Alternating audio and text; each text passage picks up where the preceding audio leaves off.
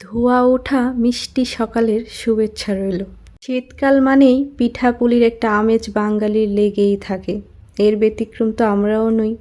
আমি জানি অনেকেই খুব ভালো পারেন আমার থেকেও, তারপরও শেয়ার করছি খুব সহজে। প্রথমত আপনার যতটুকু প্রয়োজন চালের গুঁড়া নিয়ে নেবেন, তারপর অল্প অল্প করে পানি দিয়ে হালকা মাখিয়ে নিয়ে একটা ঝুড়িতে ঝরঝরা করার জন্য আমি যে প্রসেসিং দেখিয়েছি এতক্ষণ ওইভাবে করে নেবেন। তারপর ছোট একটা বাটিতে বা আপনাদের সাইজ মতো বাটিতে নিয়ে লেয়ার করে এইভাবে সাজিয়ে নেবেন। অবশ্যই খেজুরের গুড় ছাড়া এই পিঠা অসম্পূর্ণ, আর নারিকেল ছাড়া। আর নারিকেল খেজুর দিয়ে সুন্দর করে আপনাদের মনের মাধুরী মিশিয়ে লেয়ার দিয়ে এরকম একটা ছোট্ট হাঁড়িতে নিয়ে নেবেন, আর মাঝারি সাইজের একটা ছাঁকনি নিয়ে এভাবে ঢেকে দিবেন।